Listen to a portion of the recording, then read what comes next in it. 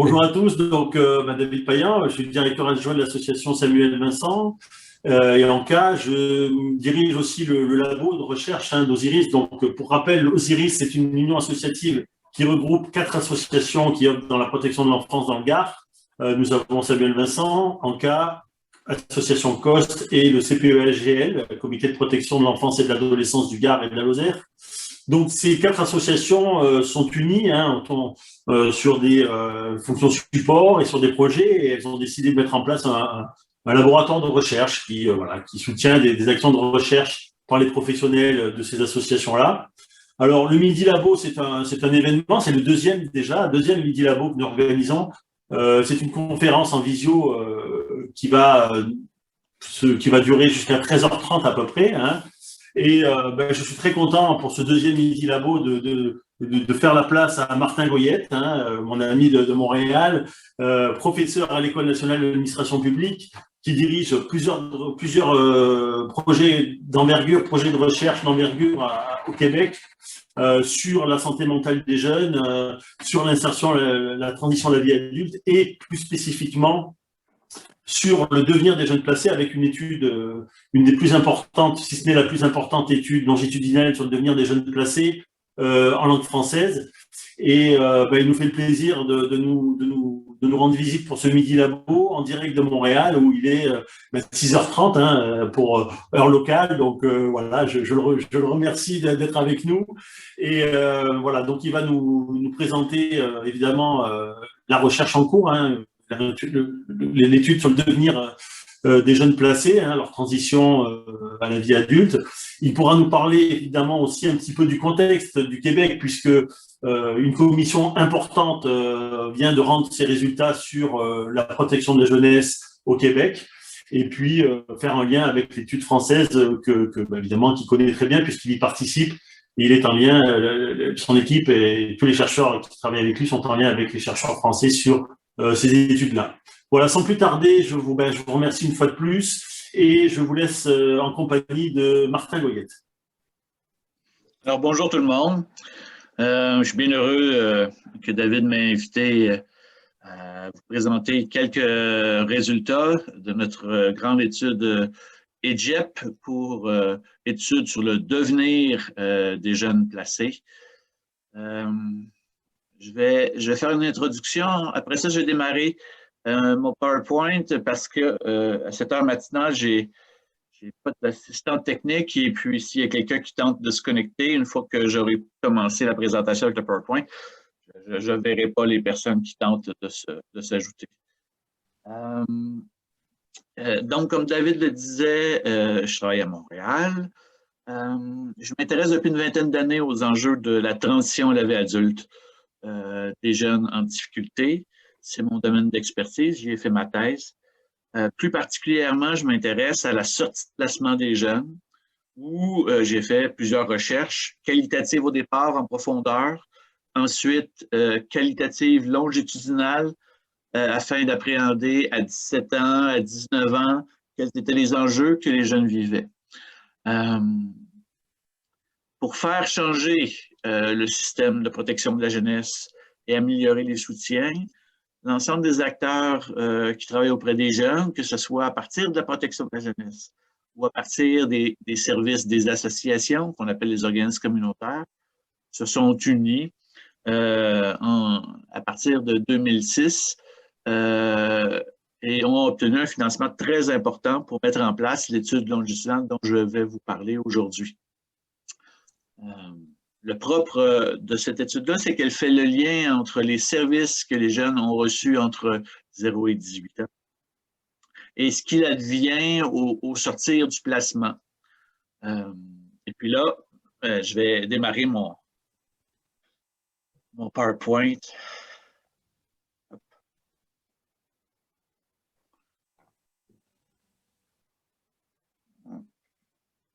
Pardon.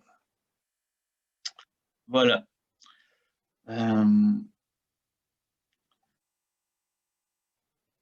L'étude dont je vous parle s'appuie sur un partenariat de l'ensemble des régions qui ont la responsabilité d'appliquer la protection de la jeunesse.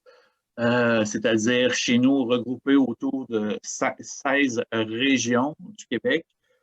Pour mettre en place cette étude-là, il fallait aussi des partenariats importants avec plusieurs ministères, celui de l'Éducation, de la santé et des services sociaux, notamment.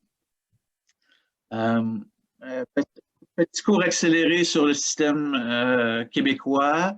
Pour ceux qui ne le savent pas, jusqu'à maintenant, la majorité des jeunes qui ont un suivi long en placement en protection de la jeunesse, avaient une rupture de service à 18 ans. La majorité légale, c'est celle qui encadre la principale loi, la loi de la protection de la jeunesse, qui donne des services les services sociaux de droit commun, les services sociaux généraux, on appelle ça au Québec, à la jeunesse, sont difficiles d'accès. Comme dans plusieurs pays, l'accès à des services spécialisés en pédopsychiatrie ou en santé mentale adulte est complexe pour ces jeunes-là.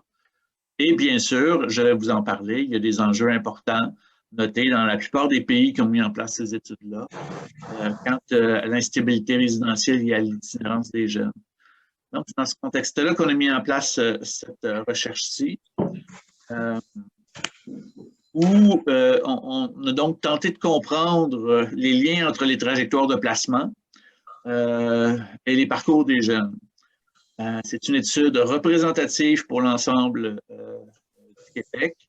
Elle s'appuie sur un premier sondage qui a été réalisé en 2017 où on a rencontré 1136 jeunes. Ces 1136 jeunes eux-mêmes étaient tirés de l'ensemble des listes des jeunes qui, au moment où on a débuté cette recherche-là, recevaient des services et étaient placés. Et de cette liste de 2500 jeunes, nous avons pu avoir les coordonnées pour tenter de les rejoindre de 1600 jeunes. On a donc un taux de réponse exceptionnel de 71% par rapport aux jeunes pour lesquels on a pu obtenir les coordonnées. Je vais passer rapidement sur les enjeux méthodologiques pour aller au cœur, mais évidemment, ça me fera plaisir d'en discuter sur les différents enjeux de notre étude. Mais un peu comme le disait David, il s'agit d'une des meilleures études au monde, sachant que la nôtre, EGEP, est en partenariat avec une grande étude qui a été réalisée en France, dirigée par Isabelle Frochon, que vous connaissez probablement, l'étude ELAP, qui a fait une collecte de données de 1680 jeunes en temps 1 et de 800 jeunes en temps 2. Les régions qui étaient visées en France étaient autour de l'Île-de-France, de Paris. J'en dirais peut-être un mot, même si ce n'est pas le cœur de mon propos, bien sûr. À 17 ans, on a rencontré, je viens de vous le dire, 1136 jeunes. C'était en 2017.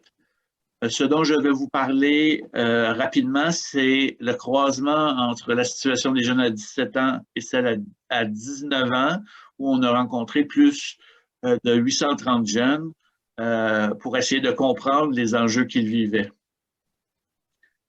Je vais seulement prendre un instant pour faire rentrer de vos collègues de la liste d'attente. Je n'étais pas certain de pouvoir le voir. Voilà. Cette étude a été mise en place il y a de très nombreuses années. Ça fait plus de 10 ans qu'on travaille sur ce dossier-là en parallèle de d'autres recherches. En 2019, a été mis en place au Québec une commission d'enquête sur la situation en protection de la jeunesse à la suite du décès d'une jeune qui avait été maltraitée.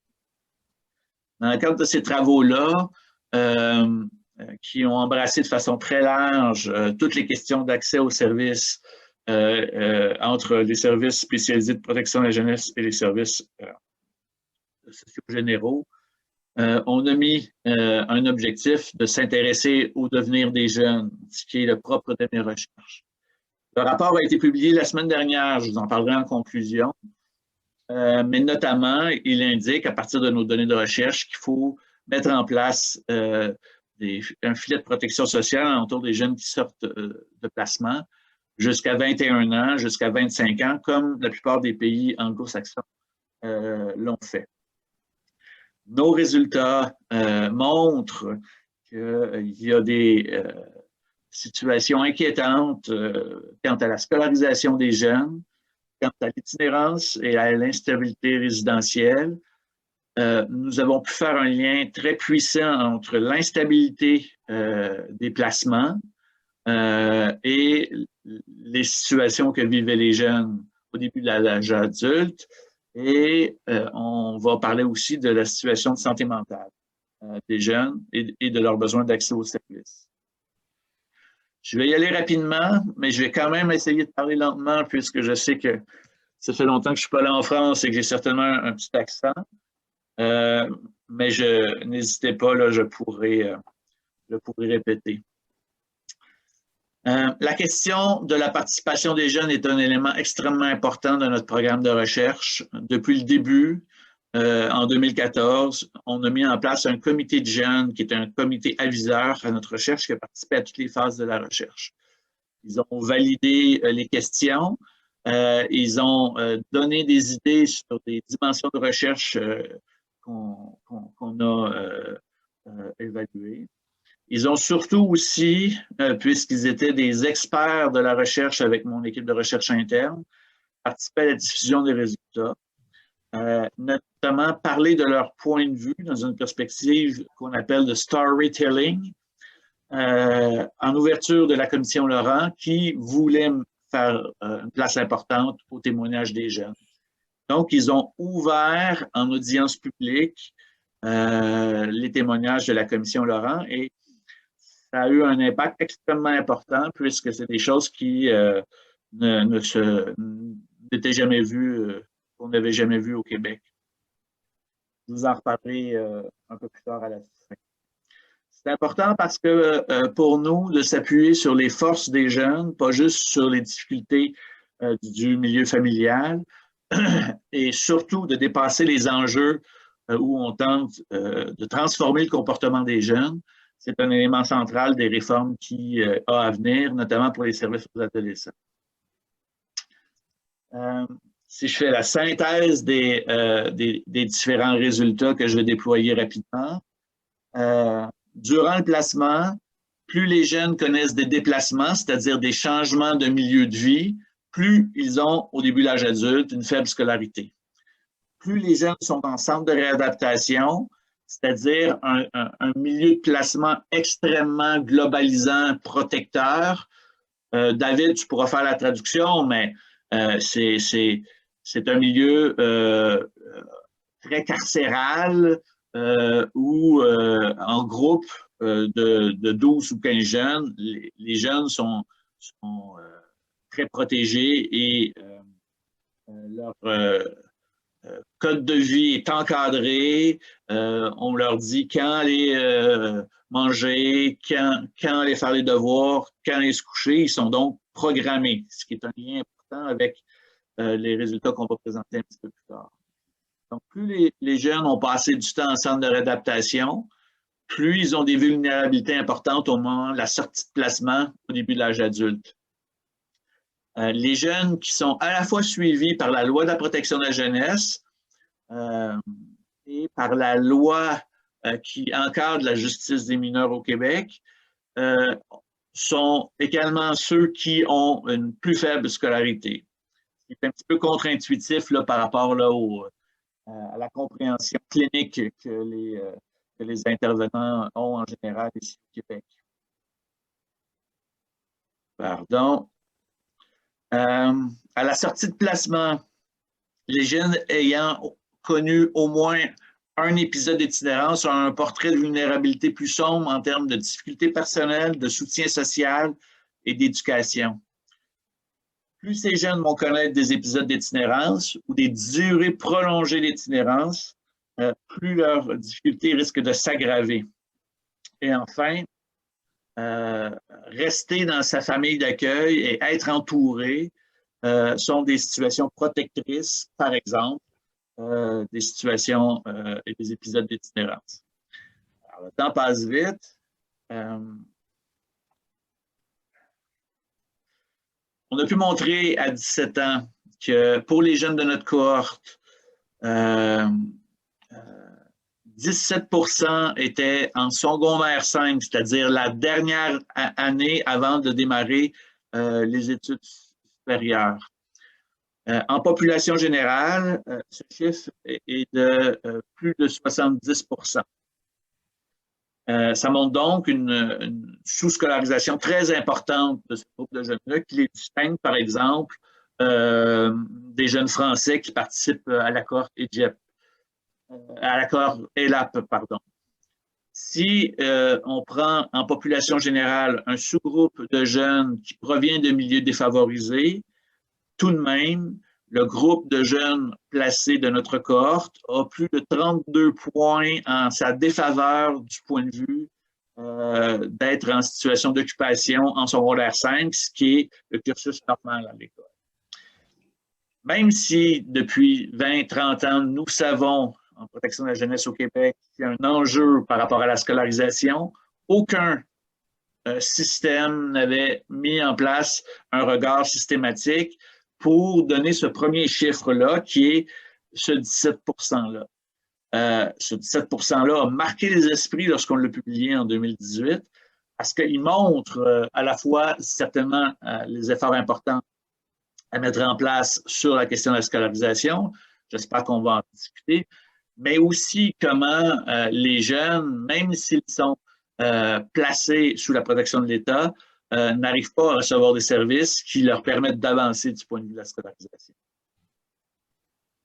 Devant la commission Laurent, qui est cette fameuse commission dont je vous parlais en protection de la jeunesse, une des jeunes qui participent à nos travaux, qui témoigne régulièrement dans les médias à visage découvert, Jessica, a déroulé un parchemin qu'elle avait confectionné où elle avait indiqué l'ensemble des changements de milieu de vie qu'elle avait connus.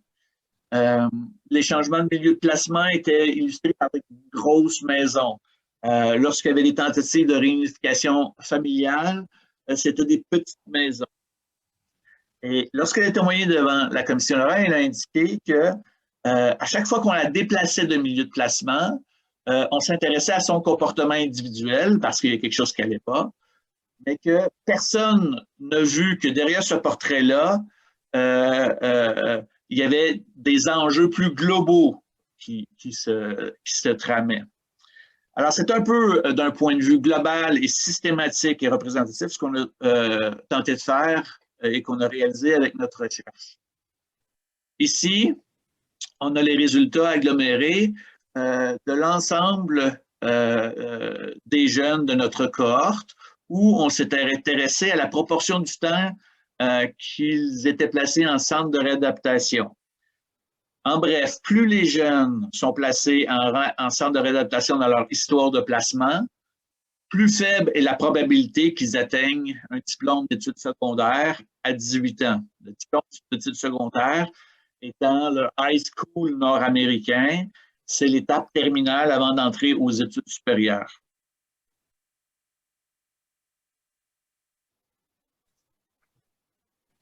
De la même façon, la question du soutien social est un élément important. Plus les jeunes nous indiquent avoir été entourés de personnes importantes pour eux, plus ils sont dans des situations résidentielles favorables, c'est-à-dire, comme je le nommais un peu plus tôt, ça engendre, si vous voulez, une forme de protection par rapport à l'itinérance. C'est un élément relativement classique et important dans nos recherches, dans les recherches sur la protection de la jeunesse. Si la situation de scolarité pose des questions importantes pour l'ensemble des jeunes placés, on a pu montrer que lorsque le jeune se sentait encouragé par un personnel de la protection de la jeunesse, il avait beaucoup plus de chances d'être dans des situations favorables du point de vue de la scolarité. Ce qu'on voit ici en bleu sur le graphique en bande, ceux qui sont en secondaire 5 à 17 ans sont ceux qui indiquent être le plus encouragés par le personnel de la protection de la jeunesse. Ici, on a fait un peu le même exercice sur quant aux enjeux du déplacement. Vous voyez ici en bas, lorsque le jeune a vécu entre 1 et 3 déplacements dans l'ensemble de sa trajectoire de placement en protection de la jeunesse, et plus loin ici, lorsqu'il a connu plus de 10 déplacements. Alors, il y a une ligne très claire qui montre que plus un jeune a connu de déplacements dans sa trajectoire de placement, plus il est à risque de connaître une situation d'itinérance. Ici, grosso modo, c'est plus de 2 fois plus à risque d'avoir connu au moins un épisode d'itinérance dans l'année qui suit son placement. Donc, la question de nouveau de l'instabilité, elle est importante dans la compréhension de ce qui va se passer un petit peu plus tard au début de l'âge adulte.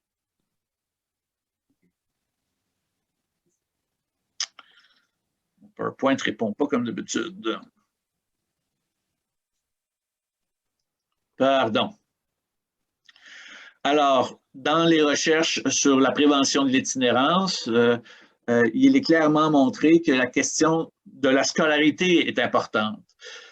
Alors, dans cette perspective-là, nos données montrent clairement que ceux qui sont le plus avancés du point de vue de la scolarité sont ceux qui sont le moins à risque de connaître des situations d'itinérance. On pourra en reparler, mais c'est aussi relativement intuitif. Ils sont dans des milieux plus protecteurs et ils ont plus, ces gens-là aussi, de soutien social. Mais travailler sur la scolarisation, c'est un des messages clés de notre recherche. C'est travailler sur la prévention d'une foule de difficultés au début de l'âge adulte. Dans la suite de nos travaux, puis on termine bientôt pour pouvoir discuter, on a pu prendre, puisque nos résultats sont représentatifs pour l'ensemble du Québec, une logique qu'on prend rarement lorsqu'on est dans les services sociaux ou qu'on veut aider les jeunes. C'est-à-dire que on a calculé dans une analyse économique de type coût-bénéfice ce que rapporterait à l'État de mettre en place un système prolongé après 18 ans de services sociaux, mais aussi de soutien résidentiel et de support plus important quant à la scolarisation. Ces programmes-là ont été calqués du point de vue théorique sur ce qui se passe aux États-Unis. Et on a aussi utilisé les résultats de l'étude ELAP en France afin de projeter les gains d'efficacité quant à la prévention de l'itinérance, par exemple, et à l'augmentation de la scolarisation. En bref, chaque dollar qu'on investit dans la mise en œuvre de ce programme-là rapporte en moyenne plus que le 1 $ qui a été investi, c'est-à-dire qu'il rapporte 1,41 $ en moyenne. Le plus important, c'est qu'à chaque année de maintien du lien entre le système de services sociaux et le jeune, on peut évaluer, selon les quelques études internationales qui sont plus avancées que la nôtre, qu'il y a un gain quant à la scolarisation de au moins 8 points de pourcentage à chaque année supplémentaire de participation. On l'a observé en France avec votre contrat jeune majeur, avec l'étude EGEP, puis on l'a observé aussi dans l'étude américaine de Mark Courtney, qui est une étude de référence pour nous. Donc, grâce à ces éléments-là, on a pu mettre dans l'agenda de réflexion et dans l'agenda médiatique cet élément-là, c'est-à-dire qu'il y a à la fois une perspective d'accès à des droits sociaux pour avoir des services sociaux de qualité, d'une part, mais aussi, il y a aussi une logique bêtement économique pour diminuer les difficultés que connaissent les jeunes et qu'ils puissent, par exemple, connaître moins d'itinérance. Une des questions qui nous a été posée, c'est, et à laquelle à ce moment-là, on n'était pas capable de répondre, c'est de dire, oui, mais les jeunes arrivent probablement et nécessairement en grande difficulté avant d'être pris en charge en protection de la jeunesse. Alors, soit, si on prend l'exemple de la scolarisation, c'est certain, c'est probable que lorsqu'on aura les données analysées sur leur trajectoire et leurs résultats scolaires avant leur placement, on va montrer qu'il y a une différence. Mais on voulait aussi montrer qu'il y a une forme de responsabilité sociale, étatique et collective de développer des systèmes et des services qui s'intéressent davantage à leur scolarisation. Les études internationales montrent en général qu'en protection de la jeunesse, ce n'est pas la priorité des systèmes de protection de scolariser les jeunes. Nous sommes allés voir une centaine de personnes qui travaillent à la fois dans les services sociaux en protection de la jeunesse, mais aussi dans le milieu scolaire. Et on a publié cet automne une étude qui montre que, en bref, il y a toutes sortes de blocages organisationnels, mais que surtout, les gens en protection de la jeunesse, ils croient que ce n'est pas leur mission de scolariser les jeunes. Ils s'intéressent à la question de la compromission qui est au cœur de leur mandat, bien sûr, à la rééducation individuelle. Et ceux qui voudraient travailler sur les enjeux de la scolarisation sont confrontés à plein d'enjeux organisationnels. Par exemple, le roulement très important des gens en protection de la jeunesse, qui font en sorte qu'il n'y a pas un suivi et une mise en valeur des enjeux de la scolarisation. En bref, c'est un élément extrêmement important qui crée, elle aussi, de l'instabilité. La scolarisation, le bris de scolarisation crée de l'instabilité, puis l'instabilité des placements crée lui-même des bris de scolarisation. Donc, réduire l'instabilité, c'est aussi agir sur une potentielle stabilisation et une meilleure diplomation des jeunes. En terminant, en 2020, au début des situations de confinement puis de pandémie, on a sorti un rapport pour montrer que les jeunes, juste avant la pandémie, qui participent à notre cohorte, indiquaient avoir eu un problème important de santé mentale. En moyenne, plus de 30% pour les jeunes de notre cohorte, pendant qu'en population générale, c'était de 6 à 8%. Lorsqu'on regarde particulièrement les jeunes de notre cohorte qui ont connu au moins un épisode d'itinérance, on se rend compte que c'est plus de 50% des jeunes qui ont connu au moins un épisode d'itinérance, qui indique avoir connu un problème important de santé mentale. En terminant, dernière donnée, l'été dernier, nous sommes allés réinterroger les jeunes de notre cohorte. On a rencontré 717 jeunes dans un suivi et 30% des jeunes nous ont indiqué ne pas avoir eu accès à des services en raison de la COVID pendant qu'ils en auraient eu besoin.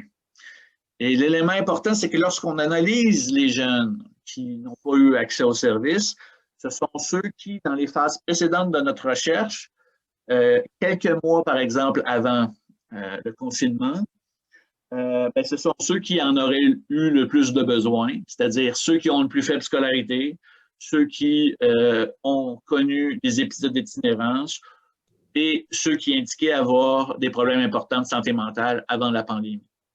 Donc, il y a un effet, on peut aussi le vérifier du point de vue qualitatif, de domino sur l'ensemble des sphères de vie qui accroît les vulnérabilités pour l'ensemble des jeunes placés et qui accroît surtout encore plus les vulnérabilités pour ceux qui étaient déjà les plus vulnérables de notre corps. Notre recherche a pu montrer des éléments importants. Elle s'inscrit dans un courant de recherche sur le Living Care et la force méthodologique de celle qu'on a pu implanter au Québec amène à des constats systémiques sur les enjeux des services en protection de la jeunesse.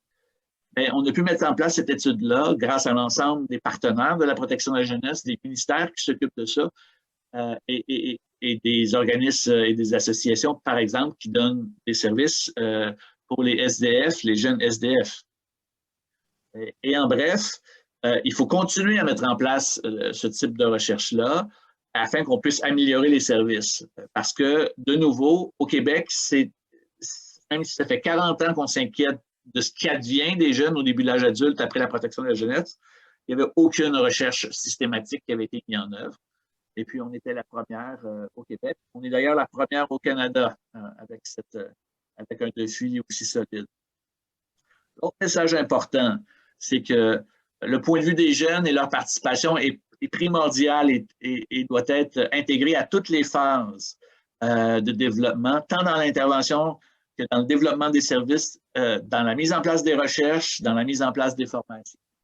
Sur ces aspects-là, il y a quelques inspirations qui sont plutôt intéressantes et qu'on a publiées là, avec une collègue qui est chargée de recherche à l'INJEP, Isabelle Lacroix. Donc, dans cette perspective-là, on a proposé à la Commission Laurent de créer des organisations soutenant la participation des jeunes, placés et ex-placés, pour qu'ils puissent influencer le cours des choses et améliorer le système en lui-même. Nos résultats ont pointé sur les conditions défavorables que les jeunes qui étaient placés en centre de réadaptation vivaient quant à l'importance de développer des espaces d'expérimentation sociale. En bref, les centres de réadaptation sont tout ce qui ne permet pas aux jeunes de développer l'autonomie. Et dans cette perspective-là, même si l'objet principal de notre recherche n'était pas les centres de réadaptation, mais l'ensemble des jeunes placés, on a clairement indiqué que les centres de réadaptation devaient être réformés dans le sens de terminer le changement, y compris le changement, je dirais, architectural, puisque historiquement, ils se sont installés dans les anciennes écoles de réforme, dans des milieux qui étaient en fait très carcérales. Parfois, les jeunes étaient placés dans des situations où ils avaient des chambres sans fenêtre. Bon, vous voyez, ce n'est pas des conditions qui sont extrêmement favorables au développement de l'autonomie. Et bien sûr, c'est le propre de notre recherche, on a proposé au gouvernement, lorsque le jeune était volontaire, c'est important de le préciser, de poursuivre une série de services sociaux afin de protéger les situations les plus à risque, celle d'itinérance, par exemple. Donc voilà, j'ai une liste de tableaux encore de données, on pourrait en reparler, mais déjà j'ai dépassé mon temps. Alors, simplement vous indiquer, pendant que je termine mon PowerPoint, que le rapport de la Commission Laurent a largement utilisé nos données et nos résultats, simplement parce que, c'est un peu bête, il n'y en avait pas d'autres avant qui avaient été réalisés au Québec. Le chapitre qui porte sur l'amélioration des services en transition à la vie adulte montre qu'il faut absolument que le gouvernement mette en place des suivis plus importants, protéger la stabilité résidentielle jusqu'à 21 ans et offrir des services sociaux du point de vue scolaire aussi jusqu'à 25 ans. Il y a toute une série de recommandations très opérationnelles, comme de miser beaucoup sur la question de la paraidance jeunesse, notamment pour mettre les jeunes au cœur du système, parce que souvent, la Commission Laurent l'a montré, ce n'est pas l'intérêt de l'enfant qui était au cœur des prises de décision, mais toutes sortes d'autres impératifs systémiques et organisationnels. Donc, voilà. Peut-être un mot en terminant sur l'étude ELAP. Je ne parlerai pas des résultats d'ELAP, ce n'est pas moi qui est chercheur principal, mais comme David le disait, je fais partie de l'équipe française qui implante l'étude ELAP. Le contrat des jeunes majeurs a montré qu'il était lui-même protecteur de situation et qu'il permettait, par exemple, la prévention de l'itinérance et l'amélioration de la diplomation des jeunes, un peu comme je le disais. Plus on maintient un jeune en contact avec les services sociaux en protection de la jeunesse, plus la diplomation s'améliore. Parce que c'est un enjeu important. Et lorsque la diplomation, donc lorsqu'on améliore la situation de scolarité, on agit de façon indirecte sur d'autres éléments importants. Bien sûr, c'est assez intuitif. La situation financière des jeunes, le rapport à l'emploi s'améliore aussi, mais aussi les effets là, plutôt négatifs comme ceux des effets des situations de santé mentale et d'itinérance. Donc, voilà. J'arrête là, David, pour qu'on puisse quand même accueillir quelques questions. Merci Martin, merci beaucoup. Alors, pour compléter juste ta présentation, dire que vous retrouverez sur le site Osiris le lien vers le site évidemment de l'EDGEP, l'étude sur le devenir des jeunes placés, l'étude de Martin Goyette, le rapport de la commission Laurent, la commission d'enquête sur la protection de la jeunesse au Québec, et puis une petite vidéo que l'équipe de Martin et les jeunes experts d'expérience ont faite. Donc voilà, vous retrouverez tout ça sur notre site d'Osiris.